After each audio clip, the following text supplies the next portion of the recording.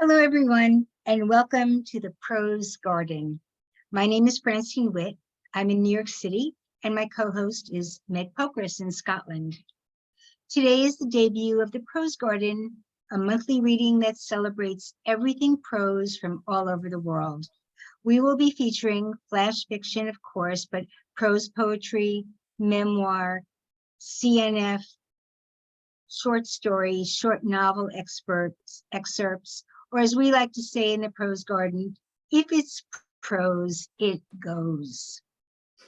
Today, our format is a featured reader, Lorette Luzajic, who will read and have a brief discussion with Meg, and then we will hear from 8 spotlight readers.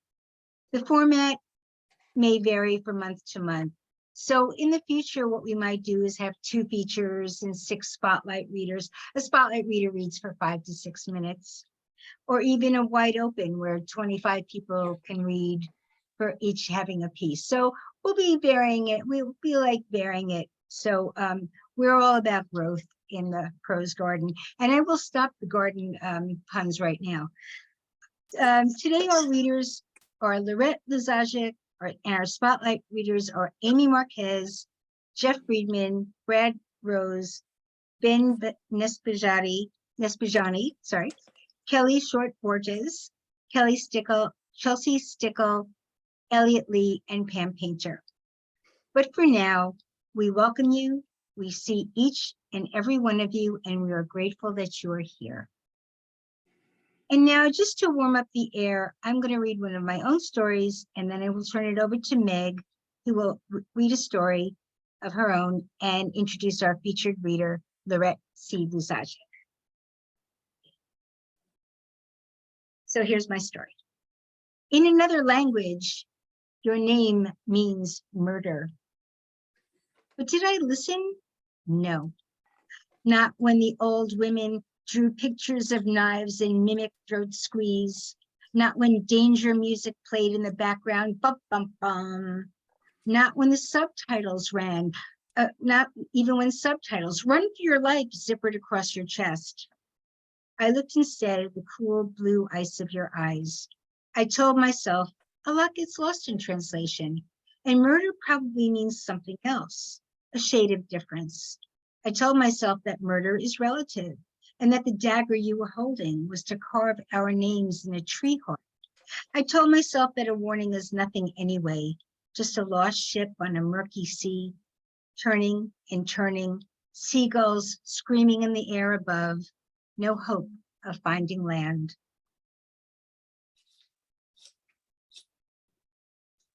You. Okay, and now I'm going to turn it over to Meg Pokrass, who will read a story, and then she will introduce our feature today, Lorette, and ask Lorette a few questions. Meg Pokrass. Thank you so much, Francine. It's exciting to be here at the first Prose Garden reading series. I have a cold, so I sound a bit odd. So apologies for that. I'll read my story now. It's called Skin Year, and it was published in Switch Online Micro, which is a great little microfiction journal. That year, her skin moved when she spoke and needed no washing. Her face looked fancy. Small jackets fit. That year, she moved, talked, laughed like she belonged in the world. The stars offered impractical maps she would happily follow. Around her mom, she pretended that she was still an unhappy child. She could only move freely and unwatched in her bedroom. Alone and unseen, she would dance in her closet, dance slowly with the dog, dance as if she had grown a tail, zip around her life with doors locked.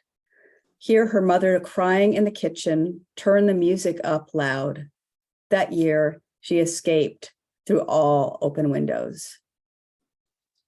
Thank you, guys. So now I'm going to introduce our featured reader, Lorette C. Luzajic. Lorette C. Luzajic writes, reads, publishes, edits, and teaches small fictions. Her work has appeared in hundreds of journals and a dozen anthologies. She was selected for Best Small Fictions 2023 She has been nominated several times for Best Microfiction, Best of the Net, and the Pushcart Prize, and shortlisted for the Bath Flash Fiction Award and the Lascaux Review Flash Prizes. Her collections of small fictions are The Rope Artist, Neon Rosary, Pretty Time Machine, and Winter in June. Some of her works have been translated into Urdu and Spanish. Lorette is the founding editor of the Ekphrastic Review, a journal of literature inspired by art. Lorette is also an award-winning mixed media artist with collectors in more than 40 countries so far. Welcome, Lorette. Thank you so much, Meg and Francine, for having me here today, and to all of you for coming. I'm so excited to see all of you here, really. So it was hard to choose which stories to present, so I hope I picked some interesting selections. The first one I haven't shared with anyone, and it's called Bloom. The courtyard caught full sun in the late afternoons when Rosa was desperate to soak up as much as she could. No one was ever in the garden at that time. Her body was exhausted from the school day, from the effort of sitting up straight in class and navigating the halls on her crutches. By the time she dragged her heavy limbs home, she liked to stretch out among the spilling sprawl of peonies and azaleas to feel the elements against her skin. Sometimes the touch of warmth and the vulnerable feeling of exposing her legs or midriff melded together in a different kind of heat. Rosa would wait for the bloom to come over her, quieting herself to perfect stillness, tilting her head back a bit and concentrating on the secret spots of her body. When the feeling came, she let it meander over and through her, river fingers from the sky and earth moving right into the center of her. She imagined slipping her shawl and blouse away and freeing her tender nipples to the touch of the sun. She imagined living without pain, unfurling herself with abandon, opening to the world the way a dancer would. Today, just coming down from her reverie, she saw the gardener under the arbor, almost obscured by the bougainvillea. He had a bag of peat moss in one hand and lopping shears in the other. The old man looked as startled as she was. Rosa felt an intense wave of something wild at her core. Manuel saw only a tenant sunning herself in their shared space. But for Rosa, it was much more. She had never revealed herself before. Only family and her doctors had ever seen her.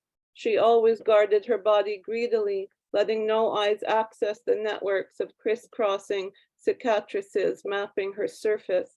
She hated how they looked, even more than she hated her constant pain. And now her threshold had been unexpectedly breached. Her heart was hammering against her ribs, trying to break free. "I'm sorry to disturb you, Senorita," Manuel said. She noticed his sweet lips and soft silver curls. He bowed slightly in the way he always did, then hoisted the bag of peat into the wheelbarrow at the stone fence. Back to work, business as usual. Rosa observed his awkward gait as if for the first time. One of his legs was slightly shorter than the other. She also saw the dark muscles of his chest and arms near the long wound on his neck that never faded. She imagined touching it under a canopy of night blooms, hearing his voice share its origin story. She could feel his arms around her, scars to scars.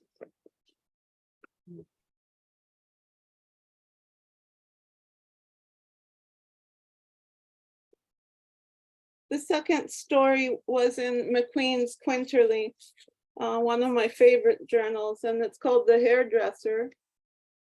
And it's a fictional account of Marie Laveau. And this was in my book, The Rope Artist. The porch steps heaved under the well-fed heft of Madame Rousseau, signaling her entrance to the little salon before the cowbell on the screen door rang out. Marie, busy with another head of curls, arranged her face to be expressionless to hide her disdain. The truth was, if she only worked on women she liked, she wouldn't have many customers. "Bonjour, madame," she called out with practiced pleasantry. Will you want a moisture treatment today? There was little in her arsenal that could turn a stuffed goat into a great beauty, but the art of flattering rich and vain white women paid off handsomely. As the daughter of a woman who bought her own freedom, working for her way was a matter of pride and an act of resistance. Marie's business helped her support her children and her own slaves. Perhaps most importantly, using money from the oppressors, she had the means to help the poor and the hungry. There were so many of them. I need something else, Madame Rousseau said, a hex on young Micheline. She won't leave my husband alone. Marie restrained herself, but Madame Thibodeau, the client in rollers, let out an amused chuckle, earning the glare of wrath from Madame Rousseau. All three women knew it was Monsieur Rousseau who was constantly subjecting young girls to lechery. Marie used to explain to her clients that she did not perform hexes or conjure harm in any way, but it always fell on deaf ears to these vindictive, jilted souls. So now she took their money without qualm and privately offered up a different prayer in her heart. She would do a secret spell for Micheline's protection and let Madame think it was a curse. The girl was all of 14 and had already needed 2 treatments with herbal abortifacients. Marie had confidentially provided these for her free of charge, holding the defenseless creature in her arms as she sobbed herself to emptiness. Oui, madame, she said aloud. I will need to go to the Botanica. I need some ingredients for the gris-gris. Come to my house tomorrow evening. I can come tonight, madame insisted, but Marie shook her head. She was going to the prison after her hair appointments today to take a condemned man his last supper and pray with him until his morning hanging. The spell requires a waning gibbous moon, she said.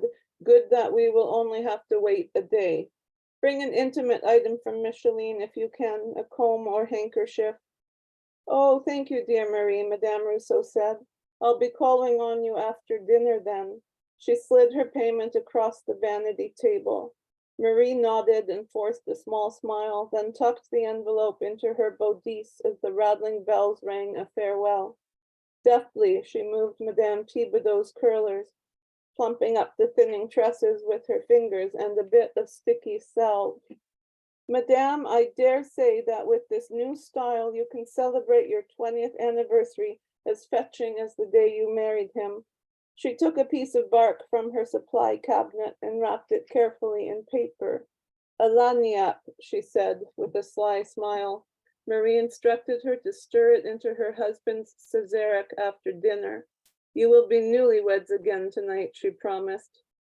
It cost her nothing to make Madame Thibodeau feel happy and youthful, and Marie was quite certain of the payoff by word of mouth. She closed the door after her and waved, then picked up the broom and began tidying the shop. While she swept, she prayed, preparing for the long and heavy night ahead.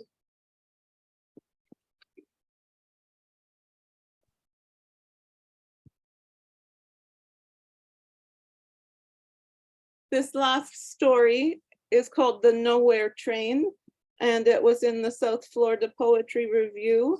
And I think many of you will kind of recognize the story from somewhere else as I'm reading.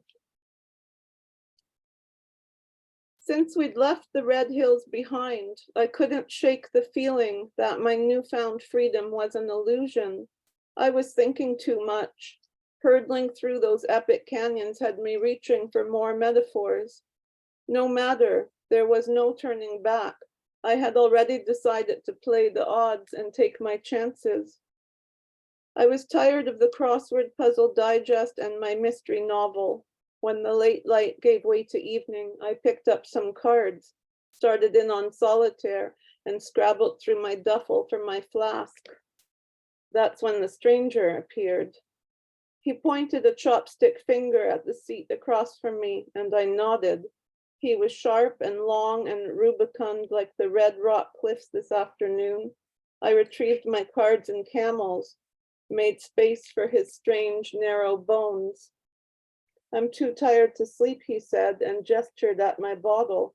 Do you mind? He reached for my cigarettes, then waited for a light. I couldn't read him at all, but I was sure he could read me. We puffed and watched the darkness rolling past. After a long while, he gathered up my deck and shuffled. I noticed then that the watch under his fraying cuffs was a classic Rolex.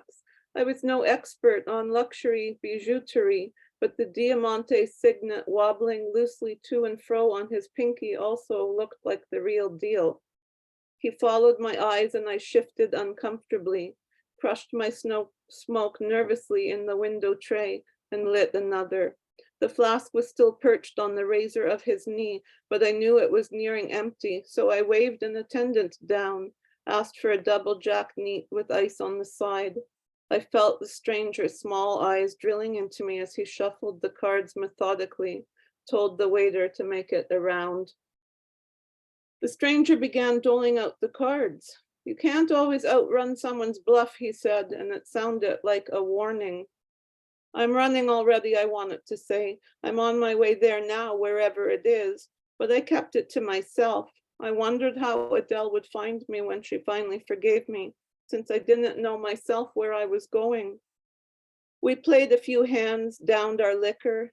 I got a cold feeling way down deep when I caught the image of myself in the window.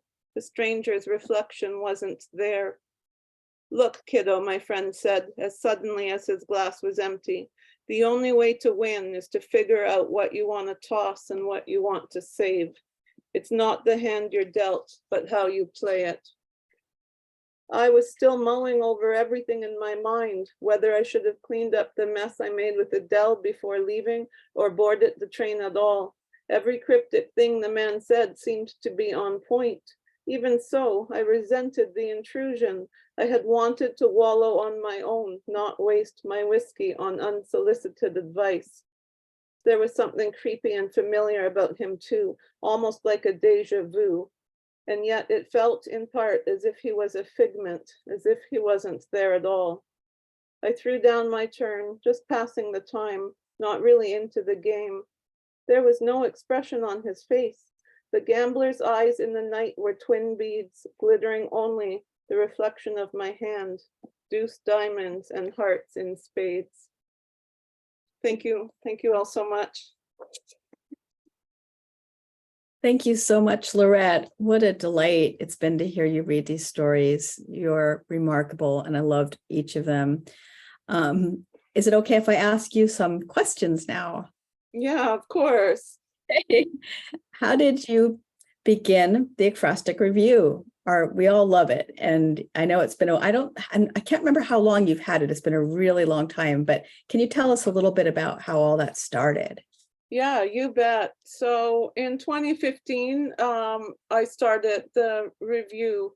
You know, I'm a visual artist and a writer myself, and I had always really enjoyed reading works that were inspired by paintings or sculptures. And I thought it would be nice to have a kind of hub or a website for this purpose. And I kind of thought at first it would be maybe a more personal, a small thing where I might just connect with some other people. And I didn't know that everybody was out there waiting for something like this so that they could connect with each other.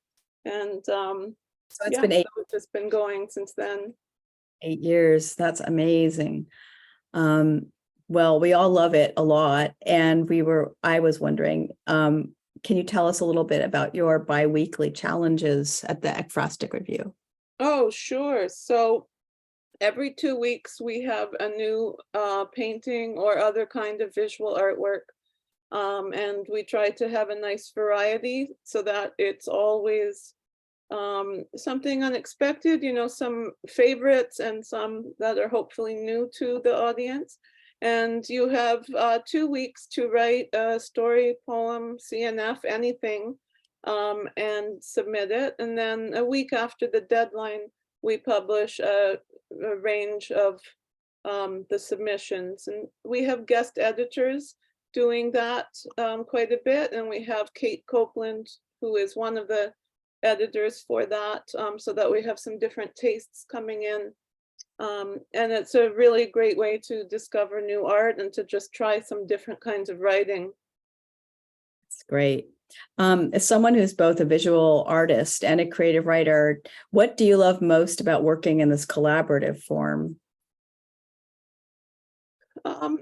So I really believe that art is enchanted, and any opportunity to learn about art and think about it is going to enrich our life. And, you know, people maybe who don't have the art history bug, once they realize that art is about everything, it's not one thing, right? It really connects us to the past and to other cultures and to other times and to different perspectives. And art is about everything. So it's an opportunity to learn about, you know, somebody's experiences, but also about faith or politics or horrible things like war. Like it really, it's not just the decorative aspect, it's communicating with people from a long time away or from far away, and it brings it close, and it really creates very interesting dynamic in what we write, because you never know what you're going to come up with next. And it kind of is a collaboration with all those other creatives. It's amazing to me how those works, those stories that result from ekphrastic writing can feel incredibly personal, even though they're a response to another person's vision. Or it's an amazing thing to me. It's like magic. So what are you, Lorette, working on now? Okay, so I'm writing. I took some notes for this one so I would be able to say it right. So I'm working on a collection on a sort of darker subject about illness. And I feel like I've spent the last several years in a kind of prison of the body. I've had an array of different problems, including botched knee surgery that has grossly curtailed my mobility. And I had breast cancer. And I had so many mixed feelings because all of these things are really mind bending. And I mean, all of a sudden I'm facing, you know, mortality, and I'm in this body that's not doing what I want it to do, and really had a difficult time being all zen about all this stuff. And so after a while, I just started to write about it. But I really wanted to write honestly, not just my cheerful, you know, updates on Facebook. I wanted to really write about that stuff that is kind of taboo, you know, stuff about aging or defeat, medical trauma, sexuality, like all of these things, because it's not just me. Like that's the realization, is this is being human. This is everyone, and coming to terms with, you know, the boundaries of the body. So that's what I'm working on now. And the first story I read is from that upcoming series. Wonderful. Well, that's just great. Thank you so much, Lorette. Oh, thank you so much. Thank you everyone for listening and for giving me the space. I appreciate it. Well, thank you so much, Lorette. And those were great questions. And we're wondering if we could just hear one more little story from you. Yeah, sure. I think I wrote this in one of Meg's workshops. I wrote so many in those workshops. This is called Netsuk, and it was in the Bath Flash Fiction anthology, and it's just a very short one. At the edge of the city, at the edge of the night, you will meet an unusual gentleman with a pomade ponytail and checkerboard jodhpurs. He will have a cigar box full of curios. You will be asked to choose one trinket to keep, and then the stranger will disappear behind the half moon. There are several knickknacks that might compete for your attention, a miniature milk glass die, a lapis lazuli ear bauble, a boxwood net soup shaped like a dragon. You will covet the last oddment most because it reminds you of your father. In fact, it is the same one that reminded him of his father and his father before him, because it is the same ornament, but you will not know this detail. The same fob fastened your ancestor's pouch of tobacco to his kimono. You will begin after this inexplicable encounter to have dreams that are not yours, and you will smell sakura blossoms in the afternoon and burning kaboku at night. The stranger will not reappear in your lifetime to explain any of these things.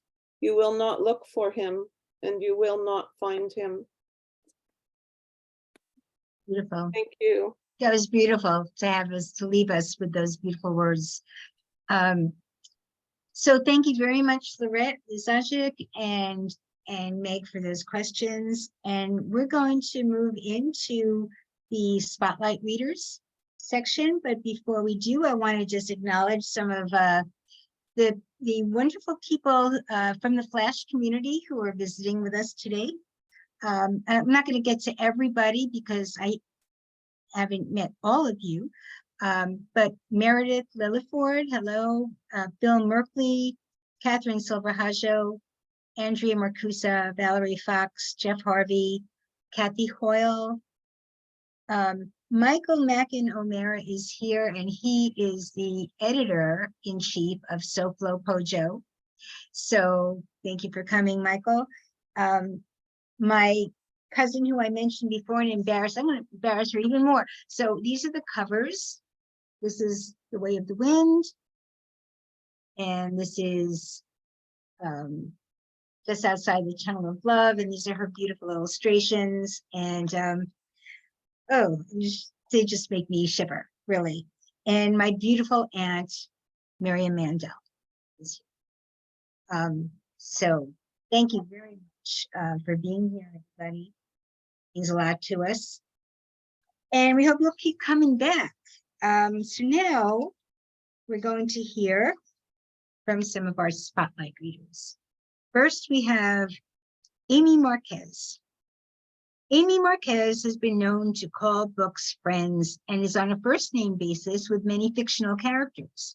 She has visual art, poetry, and prose published in journals such as Street Cake Magazine, South Florida Poetry Journal, Moon Park Review, Bending Genres, Ghost Parachute, Chicago Quarterly Review, and Gone Lawn, and more. And also, Amy is featured in my other Flash baby. SoFlo is one, but Flash Boulevard is the other, and she's the featured writer on Flash Boulevard today. So please check that out. Please visit her at amybookwhisperer.wordpress. And by the way, put your bios and your links in the chat. And here we go, Amy Marques. Thank you. Thank you, Francine and Meg, for inviting me. I almost read one of the Flash Boulevard ones, but I'll let everybody go there and read them. My first story today is Hissing in the Wind, and it just came out in Ghost Parachute, and I chose it partially because I've never read it out loud and because the story's godmother is here today. This is one of those stories that was born and took forever to become, and Kelli has believed in it since before it could like walk on its own, and nobody else got it, but she loved it. So, Hissing in the Wind. Beyond the cracked garden wall, where the ivy creeps in to burrow and choke grandmother's herbs, you've seen flickers of yellow orbs, waiting, watching. You press your hands against the wall, nose fitting key to lock in the nook under the child-high peephole. The creek is dry, lifeless. Only the ivy has more green leaves than brown. The kitchen window groans shut and you pull yourself away. Grandmother doesn't like it when she has to call you, when she has to remind you of your place. You scurry back to the shack. You'll return to the wall tomorrow, to watch, to wait. Maybe tomorrow you'll be gone, taken. You've tempted them all, boogeyman, Black Annis and Mary. None answered your call. Only Kuka, reptilian-eyed and fiery-haired, has ventured this close. Kuka, who sleeps only once every 7 years, who rests in the river's deeps and preys on children who dare stay awake in the forbidden hours. So it is Kuka you wait for. You hear your mother's lullaby hissing in the wind. Nana neneng kya Kuka vem pegar. Sleep, child. If you don't, Kuka will come and get you. You try not to sleep. You try to stay awake. Don't close your eyes. Don't sleep. Don't sleep. Don't. But it's no use. Every day, you wake up to the same stained sheets, the same peeling walls, the same faded curtains with the gray flower print and the tear where a single strip of sunlight sneaks into the room. Every day, you wake up to your mama's absence, to grandmother's muttered curses, to the silence of resentful custody. Every day, you try to make yourself small, to not eat much, to not be in the way, to not be a bother. Every day you fail. Nana neneng kya Kuka vem pegar. Sleep, child. If you're awake, Kuka will come and get you. She'll take you from your home, tear you from your bed, pull you away from everything you know. She won't be afraid of grandmother. Her yellow eyes can see in the dark. Her big crocodile teeth can snap at anyone who tries to keep you locked away. Her sharp claws can carve out your escape. Don't sleep, don't sleep, don't sleep, don't. You must stay awake. You must convince Kuka that you could be a bad, bad girl, far, far from here. And my next story is another fragmented fairy tale called What Goldilocks Learned, and it was first published in Gonlon. So What Goldilocks Learned.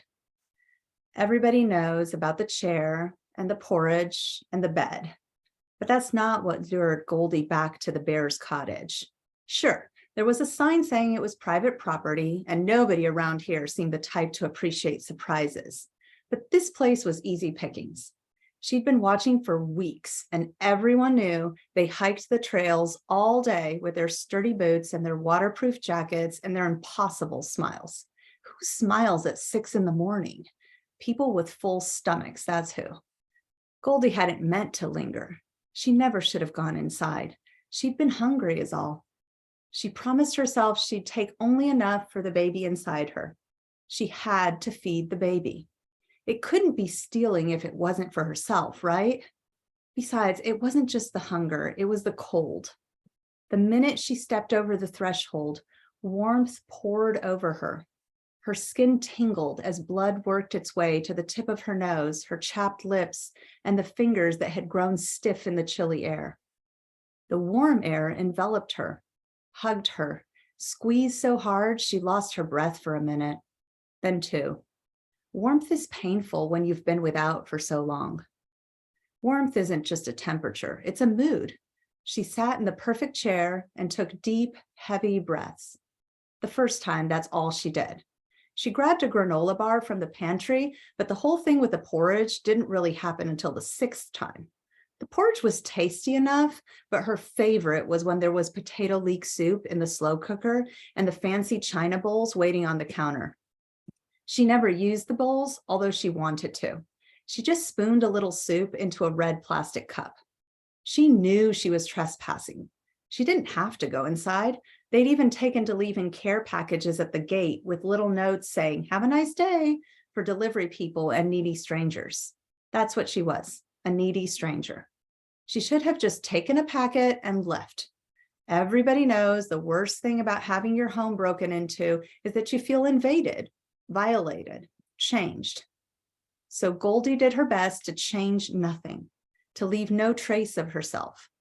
Later, it was said that she slept in the bed and sat on all the chairs, but it wasn't true.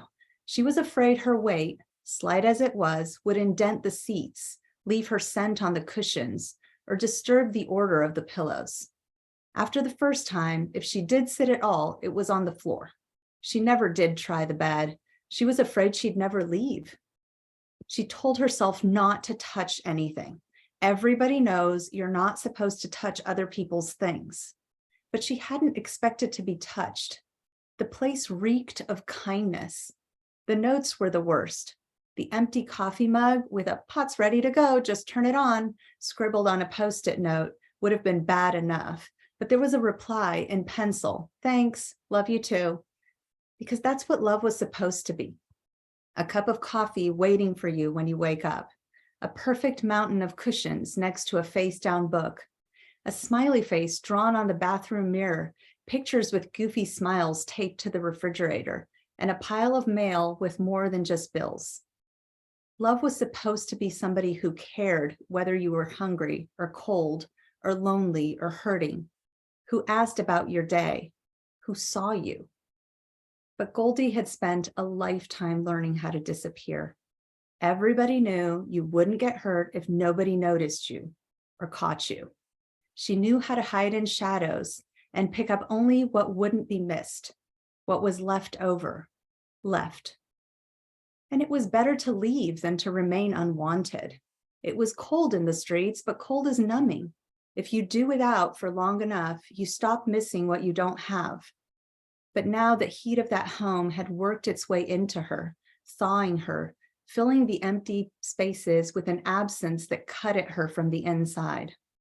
It would have been better to not have known, never have gone in, never have returned, to not have tasted the porridge, the soup, the coffee that had been made just so, just the way somebody liked it, somebody who wasn't her. Thank you. Beautiful, Amy. That was just beautiful. Amy Marques. And I believe that Ben might have put one of your stories up in the chat, the link to it. So thank you for that, Ben. Nice community we have here. Really, this is really awesome. Oh, I forgot to mention that we also have Mina Chang with us, who is acting as our bouncer today. So, be nice.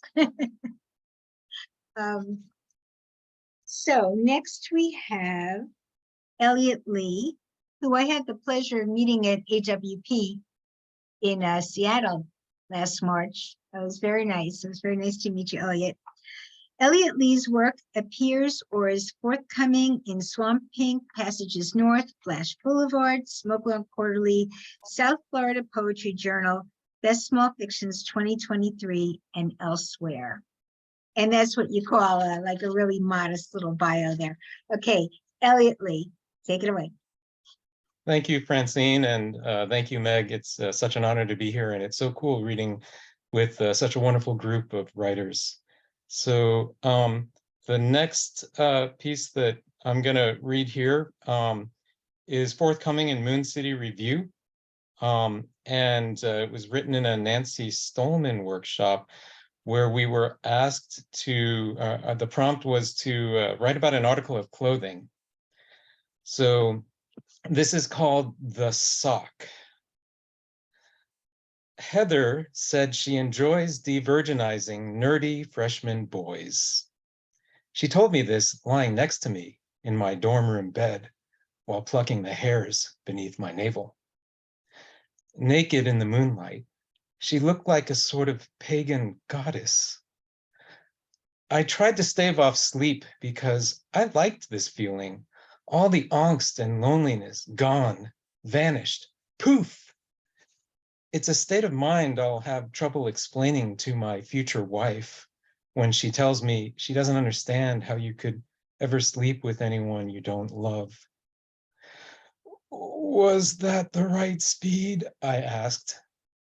Heather nodded, her golden hair making scratchy sounds against the pillow, her forearm covering her eyes.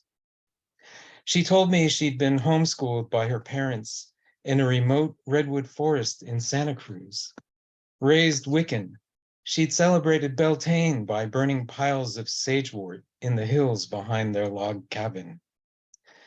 In calculus class, we boys were stiff, dried out stalks of wheat, only half listening to our professor's lecture on integrals and derivatives, with Heather in the center of the room clicking her 10-colored pen.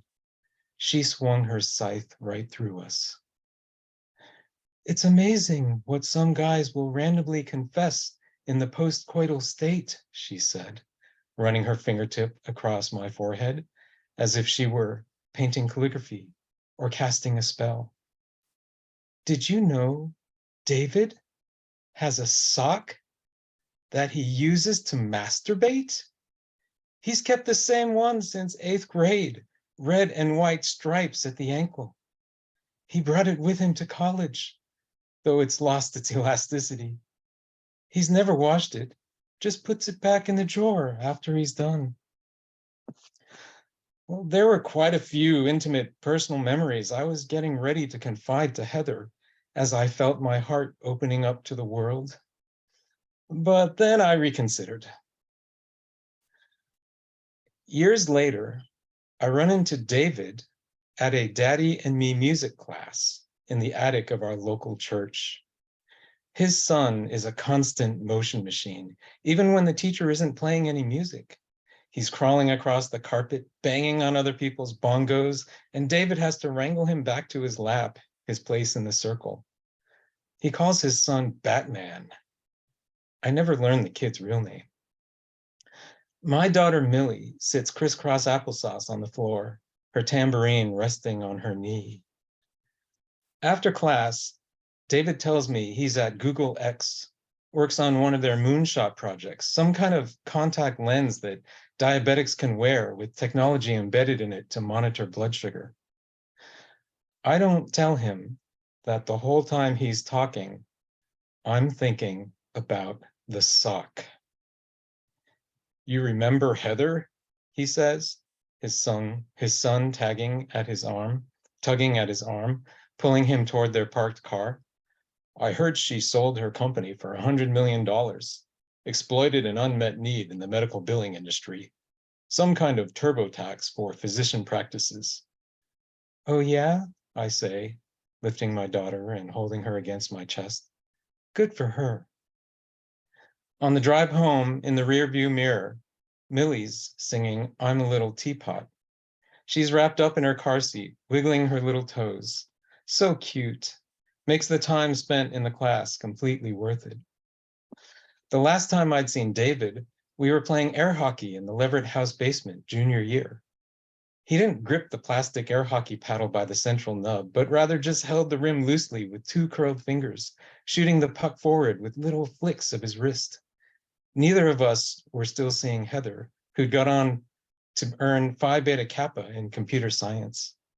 We were probably both thinking about her, though, as we slapped the puck between us. At home, my wife's scraping the scales off a silver branzino fish she bought from H Mart. I sneak up behind her for a hug, and she drops the knife into the sink. Can I have a play date with Batman? Millie asks. Who's Batman? My wife asks. I think about how our 2 families might get together, maybe a picnic at Henry Cowell State Park in Santa Cruz. Millie and Batman digging in the dirt for banana slugs under the redwood groves. Thank you. Wonderful, wonderful. Eliot Li, and I believe that Lorette put a link to one of your stories from Ekphrastic Review in the chat. So that was wonderful, Eliot. Thank you for coming today. Also wanted to mention some other people in the audience. Mickey Aronoff, Joan Liotta, Laura Nagel, Keith Hood, Lisa Reynolds, Wendy Lynn Harris, Nicole Brogdon, Rose Templeman, and Shelley Sheeper. I think it's because I like to let you know that we see all of you and we love that you're here. Appreciate that you're here. Hope you keep coming back. And also because I like to pretend I'm Ed Sullivan. So there's that. Okay, that's the real reason. That was always my favorite part of his show. You know, in our audience, stand up and take a bow. Okay, continuing. Chelsea Stickle. Chelsea Stickle is the author of the flash fiction chapbooks Everything's Changing from 30 West Publishing House 2023 and Breaking Point's Black Lawrence Press 2021. Her micros have been selected for Best Microfiction 2021 the Wigleaf Top 50 in 2022, and the Wigleaf Long List in 2023. Read more at chelseastickle.com. And I also want to mention that when I first heard Chelsea read, I said, this is one to watch. So, Chelsea Stickle. Thank you, Francine. You've been such a champion of my work ever since I met you, and I just want to say that I really appreciate that. No one has done more for me at all as you have, so thank you. And thank you for asking me to read here. I'm really honored to be reading at the first Prose Garden reading. Pardon my voice, I'm still a little sick. So I will try to keep this short and sweet. So the story that I'll be reading is in my second chapbook, Everything's Changing. It was originally in Brilliant Flash Fiction, and it's called More Beautiful Than the Moon. He said he'd lasso me the moon, George Bailey style, rubbing my grandmother's bluish purple moonstone on my ring finger. He whispered that he'd get me a real one, a proper moonstone for a wedding ring. But I like this one, I said. You deserve better. After work, he practiced lassoing. He was getting pretty good, too. I said we should enter him in a rodeo cash-in. Then he started lassoing things around the house while I read books on gemstones. Listen to this, I said, as he lassoed his phone. Because the layers of moonstones are thin, light scatters across and is reflected from the inside. It's called adolescence. Isn't that cool? He hummed and lassoed my favorite peace lily across the room. The terracotta pot shattered near his feet. Soil scattered like rotten glitter across the wood floor. And there he was, eyeing my mother's long-necked face. It's time, I said. Lasso the moon or let it go. The shed out back was stuffed with rope he'd been collecting since his promise. They were all linked in an infinite, multicolored loop. He stripped down to nothing, his clothes pooling around his feet. In a wide-legged stance, he whipped the lasso over his head like he was competing in the original Olympics. The white orb in the black sky wiggled. He'd gotten a hold of it. The moon was on a string.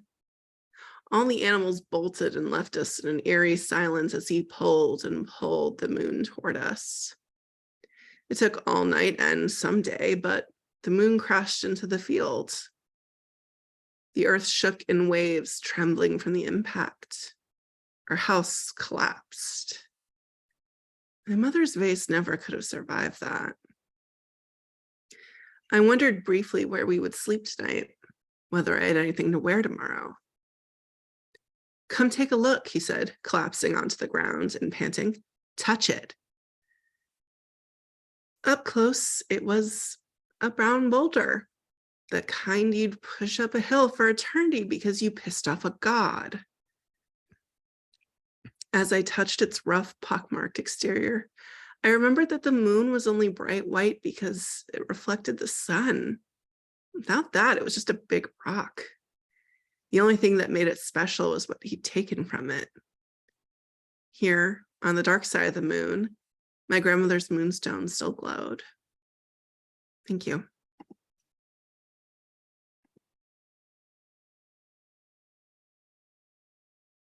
Thank you, Chelsea Stickle. That was wonderful, Chelsea. And you sounded fine. You sounded good. It was great. Great reading. And how did I not mention Luella Lester and Luann Castle, also in the audience? I'll get this, folks. Give me time. But seriously, thank you all of you for being here. Our next reader is Benjamin Niezpodziany. Is a Chicago-based writer with work in the Wigleaf Top 50, which is no small feat, my friends, to get in the Wigleaf Top 50, let me tell you.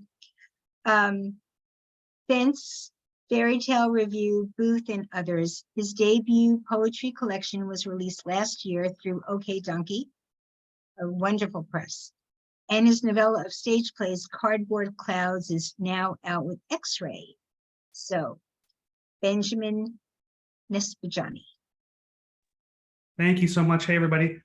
Yeah, many thanks to Meg and Francine for launching this series and inviting me to participate. Much love to all the wonderful readers reading today. I will be reading 9 pieces in under 5 minutes. The longest piece is 200 words. The shortest piece is 4 words. The total word count, including the titles and the words I'm telling you right now, is 592 words. I timed myself and it was 4 minutes and 4 seconds. So let's see. All right. This first one is called In the House That Counted the Rain. In the house that counted the rain, the father had a notepad, the mother ordered chalk. This one is called Up and Up, and it is a 1-sentence story. He fired his gun at the ceiling and heard a ping ring in the attic, where a man slept inside a magic chest next to a doll with a hole in its back, where a town mouse had once given birth. This one is called 3 by 3. As you'll see, we'll just be running right through these. 3 by 3. Inside of a large trench coat, 3 children balance as a man. They sit down for dinner. The sole visible skull orders 3 bowls of soup.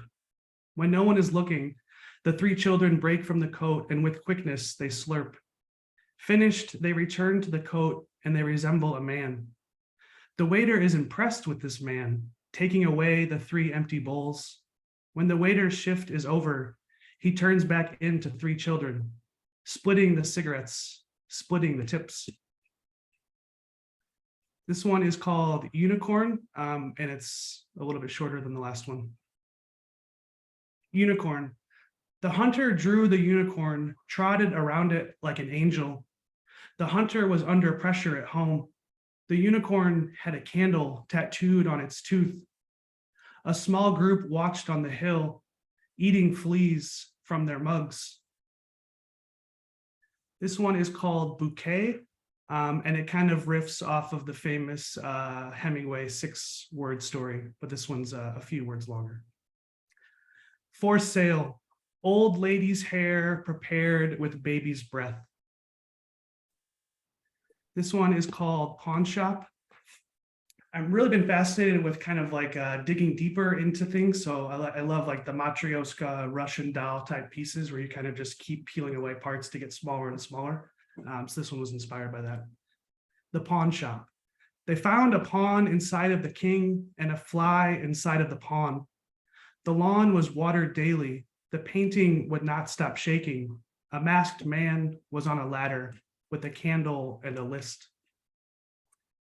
And this one is by far the longest one I'll be reading. It's 200 words, and it was published last year in the Ekphrastic Review with thanks to Lorette. Great reading earlier. Its piece is called Her Planet. And I'll actually put it in the chat if you care to read along. It is inspired by the work of Japanese illustrator Wen Yigeng. Her Planet. In the fields, the ground sprouts men. Men in conductor coats water the fields where the ground sprouts men. Men in conductor coats behold a flapping symphony. The fields sprout more men in conductor coats who water the fields. Floods come and deserts dry and men grow gills and men birth scales. This proceeds for thousands of years. Mountains house tombs, feathers, volcanoes, lakes. From the fields, a woman is born with a book in her hands. She opens the book and from the binding unwinds a star. The star rises to the sky, and for the first time, these men in conductor coats halt the watering of the fields and they watch. The woman flips through the pages, star gazes. When she reads, her cape shakes. By morning, the men in conductor coats no longer water the fields. They wait in line for the woman to sleep. They bring balloons on strings to tie to her teeth. Those that pop launch floods. Those that float know God. The more the woman reads from her book, the faster the trees sprout from her mouth. The first cloud appears inside of her house. She is alone eating dinner. She tries to write on the clouds with her thumb. Everything is leaking, she writes. It's how she likes to see. And I have two very, very final micros to close with. This one's 4 words, smart car. Smart car, raindrops offered temporary tattoos. And this one is called The Tiniest Man. To him, a toothpick was a telephone pole. A cup of coffee was a water tower. Often he swam in the sink, and if ever he struggled, the tall man always revived him with a flick. Thank you. Thank you so much, Ben Niezpodziany. Awesome. Yeah, so if you would make sure, all of you, the readers, make sure that you have your websites or whatever links, put them in the chat. And thank you so much to the first set of readers, Amy, Eliot, Chelsea, and Ben. Now I'm going to turn it over to Meg Pokrass, for the second part of the Spotlight readers. Meg? Thank you so much, Francine. Those were wonderful. We'll start with Brad Rose. Brad Rose was born and raised in Los Angeles and lives in Boston. He is the author of 5 collections of poetry and flash fiction, Lucky Animals, No, Wait, I Can Explain, Pink X-Ray, Detonations, and Momentary Turbulence. His poetry collection, World and Edgewise, is forthcoming. His website is bradrosepoetry.com. Welcome, Brad. Thanks very much, Meg. And thanks to both Meg and Francine for inviting me. I don't get invited many places, so this is especially nice. I'm going to read 2 pieces. They're both pretty short. First, it's called Inalienable, and it appears in the latest issue of Nix's Maid. I'm enjoying a night on the town. No thanks to those squiggly eels, I've got my own slippery style. Of course, everybody is famous now, although you can barely tell one from the other, so it's pretty much unanimous. Suffering loves company, especially if you're sick and tired of the same old, but look who's talking. Tuesday, my cousin Billy, that snake, swallowed himself. As a brand ambassador, it was the least he could do. Fortunately, there'll be no more counting backward in alphabetical order for Lonesome Billy. In fact, he quit the whole vegan thing and prefers plastic flowers to hydroponic gardening, at least until he gets back on his feet. It's impossible to know where you are without being somewhere in time.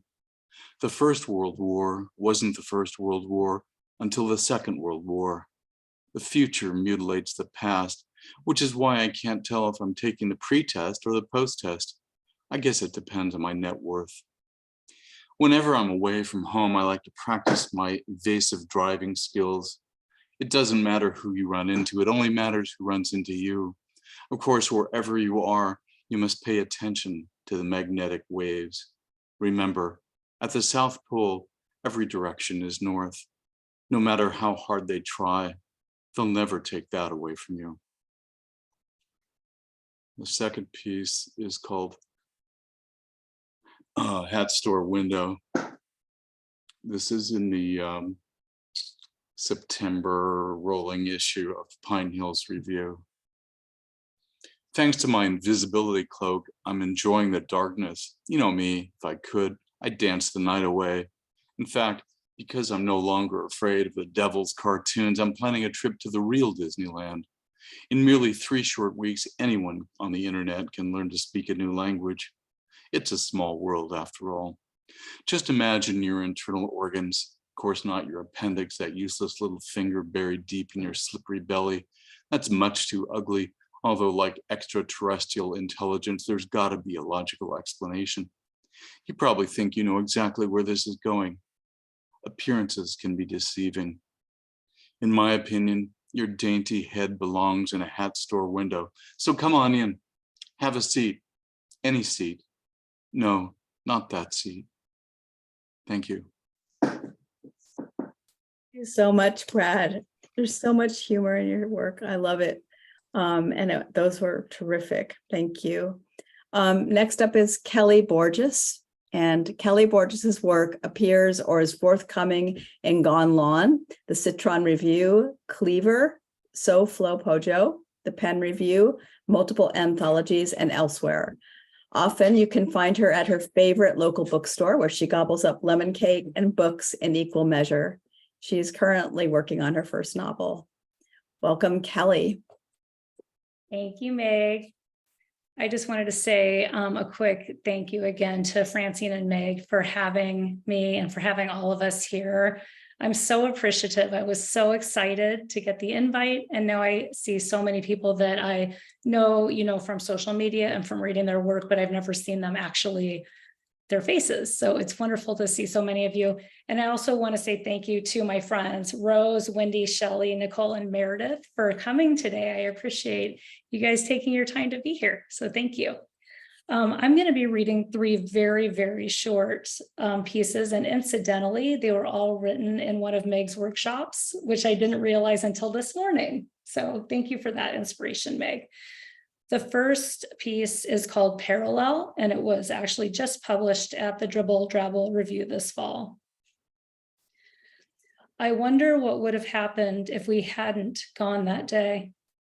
If instead of grabbing car keys, we had grabbed each other, your breath hot against my cheek as you whispered, "Let's stay home instead." After, we would nestle honey-limbed on our worn love seat, Billie Eilish breathy like a promise on the old 45.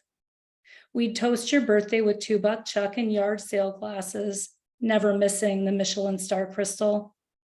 You would push your feet into my palms, groaning in pleasure as I warmed them. The car still whole in the garage, your blood red toes, untagged. My second piece was actually published at Flash Flood this summer, and it's called Traceless. If the familiar scent of lilac hadn't clung to his sports coat that evening, if she hadn't sneaked from the marriage bed into the shadow of his den, hadn't slid a hand into that same coat pocket, hadn't rifled through the business cards, gum keys, cigarettes, receipts of his life, hadn't found the scrap of paper, hadn't seen the sprawling script of her best friend Delilah, the words hot and hotel and fuck and tomorrow, hadn't silently crawled back to bed, burning, hadn't remembered the promise he made, never again, hadn't followed him the next afternoon to the Lazy Days motel, hadn't seen them slip into room 203, his hand on her ass, hadn't peered through the blinds 5 minutes later, hadn't stifled a scream. If she hadn't, she wouldn't have greeted him at the door 2 days later with a drink, watched his Adam's apple bob as the glass was emptied, rinsed the last dregs of residue as he fell, erased Google history. And my last one, this is one of my favorites, was published at Your Impossible Voice last spring, and it's called Hive. Mandy says she's queen of 7th grade and we're her workers, and she ha, but her eyes flash venom. And it's annoying because Mandy's the new girl and already thinks she's royalty, but she's so pretty that we were around her, happy because it's Friday night and her parents are out of town, not hovering like ours. And we're getting our buzz on, stolen Hennessy from the liquor cabinet sweet on our tongues. And we slick on lavender scented gloss, practice kissing, braces tangling, tongues proboscis swirling, pretending it's Jessie, the hottest guy at school. And Mandy says, back off, he's mine because she's queen. And we dart away, stingers out, antenna quivering. Then remember from Mr. Gary's science class, when new queens trust the workers, they surround her inside a burning mass, and when she dies, her body's thrown from the hive. So we swarm Mandy's scorching, waiting for her to ignite. Thank you. Thank you so much, Kelli. Oh, it's just delightful to hear you read those pieces. They are wonderful. I sound like a frog. Sorry about that. A couple of us have really bad colds tonight, unfortunately. Now, time for Jeff Friedman. Jeff Friedman has published 10 collections of poetry and prose and collaborated on 2 books of translations. His most recent collection, Ashes in Paradise, is due out from Mad Hat Press on November 15th. He has received an NEA Literature Translation Fellowship and numerous other awards and prizes. Welcome, Jeff Friedman. Where are you, Jeff Friedman? Jeff, are you there? Jeff? Hold it a second. I'm unmuting. Okay, can you hear me now? Yes. It was sort of like I was in a tunnel. I was Yeah. getting out of the tunnel trying to get here. No. Thank you for that introduction, and thank you, Francine and Meg, for putting on this reading and for the Prose Garden.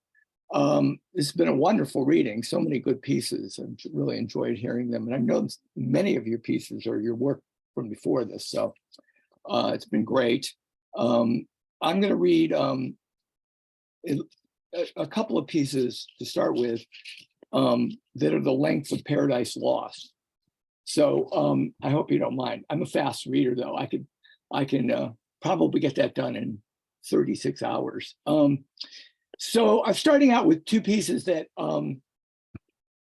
that are in my new book, Ashes in Paradise, and that also appeared in Best Microfiction. The first one is My Mother's Dress Shop. Break down the boxes that held the clothing and stuff them into the dumpster in the alley behind the shop. Break down the racks that held the sexy dresses, the leather coats, the French lingerie, until they are just rods and wheels lying in a corner. Fold up the clothing neatly. Break down the counter, the shelves, and the cash register, empty of cash. Break down the shadows that no longer hold voices. Break down the light that drops through the window like a message until there's just a scrap of light. Break down the dust that clings to the walls and counters your mother attacks with a cloth and Windex. Break down the mannequins until they are disconnected limbs, head, and torso. Now there is only the memory of a memory. The striped cat leaping on the counter, its tail ticking back and forth. The nurses in white uniforms peeking in the windows of air to spot a skirt or a blouse on sale. Your mother's voice coming back to you like the smells of a fresh cinnamon sweet roll and steaming black coffee, and the blaze of sun that makes it impossible to see. The next piece is a while back, I told my sister a story about me when I was in second grade. I had double pneumonia and I was out of school for 8 months. And my mother invited the whole class over to kind of prove that I was doing something more than reading comics and watching TV, which is exactly what I was doing the whole time. But in any case, she made me recite all the presidents from memory, which was what I supposedly learned. So I recited them all from memory. And actually, one of my schoolmates a couple of my schoolmates contacted me recently and said, we didn't know you that well, but we all remember second grade when you recited all the presidents. It was quite impressive. But anyway, I told that to my sister. And then 2 months later, she told me that she had had double pneumonia. We got in a fight about who had double pneumonia. And I guess I think she had imported my memory. But anyway, I tried to write it. I finally wrote a piece about this, having your memory stolen. It's called Lost Memory. My sister stole a memory of mine from my house and took it home, hidden in her coat. I couldn't remember the memory, but there was an empty space on the sideboard under the window. Give me back the memory, I said, standing outside her door, and I won't report you to the authorities. She let me in. Don't be ridiculous, she said. Why would I steal a memory of yours? It didn't take me long to find the memory, a blue jar, sitting on the glass stand between two chairs. When I picked it up, she looked puzzled. This is my place, she said. These are my things. Not true, I replied, and unscrewed the lid. Emptiness wafted out with its stinging scent. Now I remembered something I had wanted to forget. I screwed the lid back on quickly and set it down. That's my memory, she said. You shouldn't have opened it. Then what do you remember, I asked. Nothing, it's gone because you let it out. And as I stood there, angry at my sister, the scent of the memory evaporated, and all I could remember was the jar, and now that belonged to her. And thank you. And last, I'm going to read. Well, I've been writing a lot of poems and pieces about the incredible ineptitude and cruelty of the Trump administration. And it sort of carried on. And since this is carried on, I thought I'd read one piece about that, since things have changed for the worse in actuality. But hopefully they get better in the near future. And this piece is called "What Happened to the Country?"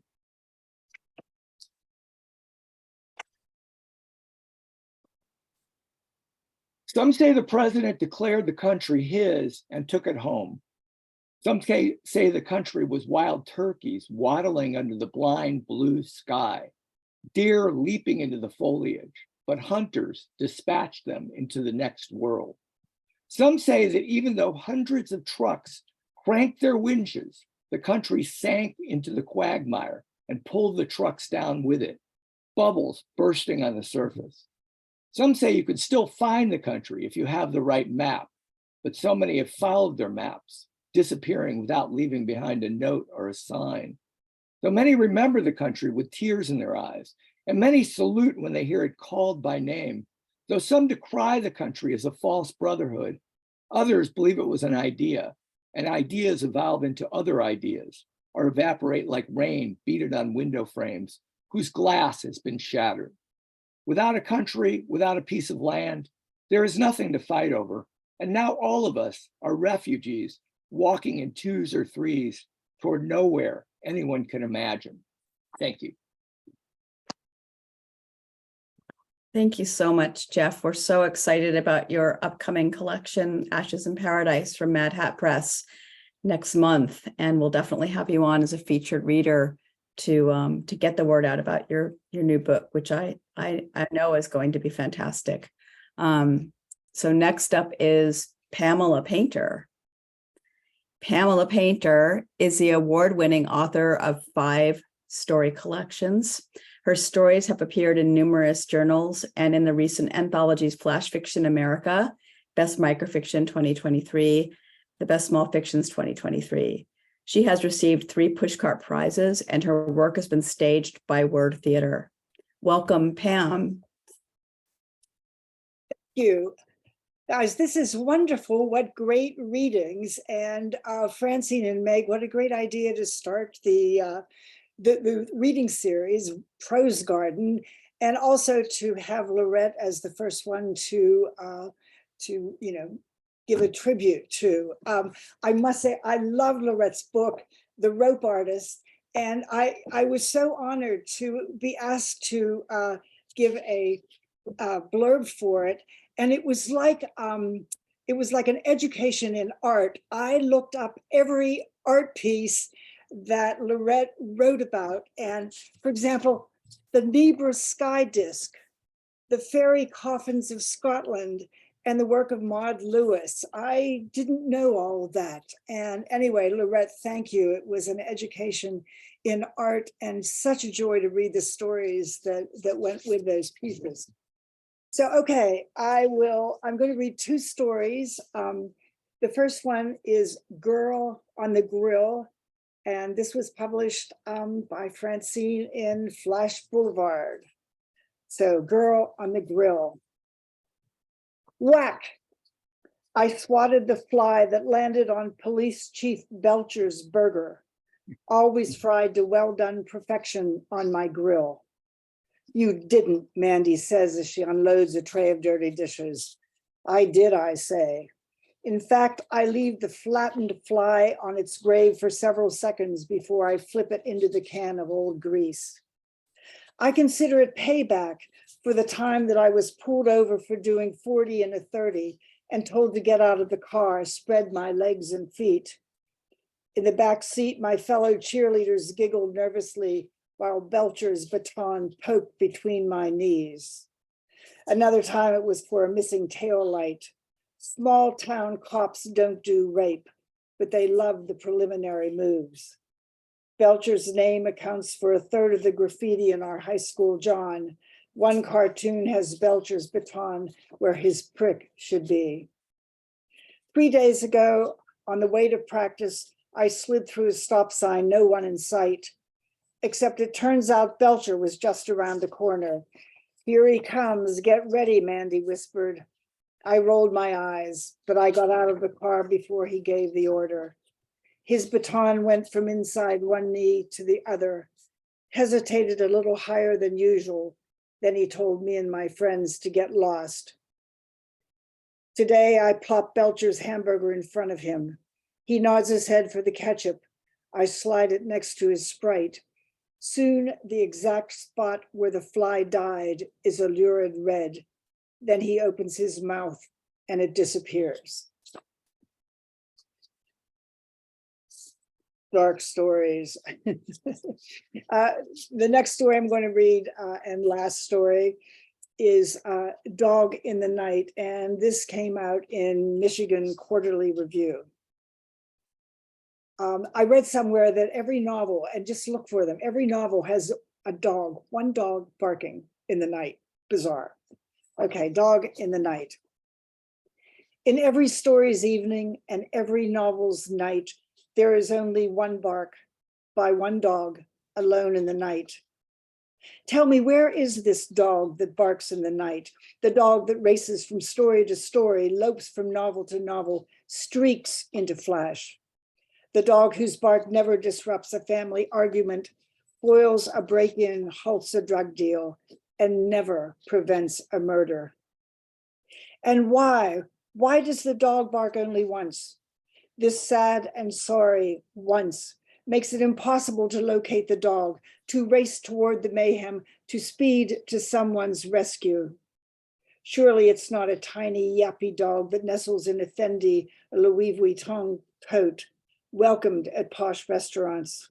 The dog must be large, larger, its chest a barrel, its throat a tympanic bell, its bark not a yip, not a howl, able to travel from doghouse to where something dire is afoot by the light of the moon, or stirring on a moonless night. Did I say doghouse? The dog could be tied by a frayed length of rope to a tree or abandoned on the side of the road. Maybe the dog is in trouble. Where are the other dogs? There is never an answering bark, a howl, a snarl of outrage, no lassie to the rescue. I worry about that dog. I worry about us. Thank you. Thank you so much, Pam. Nancy, and I think I'm turning it over to you now. Oh, thank you. Thank you so much. And if everybody wants to take themselves off mute and give everybody a round of applause, that would be really awesome. Yeah. That was a wonderful, wonderful reading, everybody. Lorette, Luzajic, Amy Marques, Eliot Li, Chelsea Stickle, Ben Niezpodziany, Brad Rose, Kelli Borges, Jeff Friedman, and Pam Painter. And my wonderful, beautiful co-host, Meg Pokrass. So thank you all for being here for the very first of the Prose Garden. I think it was I was really having a good time. I hope you all are too. So, and we will be doing this every month. I think next month we might sort of want to do it more towards the middle, but look for us. We'll be all over the internet. You can't miss us. So thank you again for being here. And we'll stop the recording and we'll just kind of stick around and chat for a few minutes. Thank you, everybody.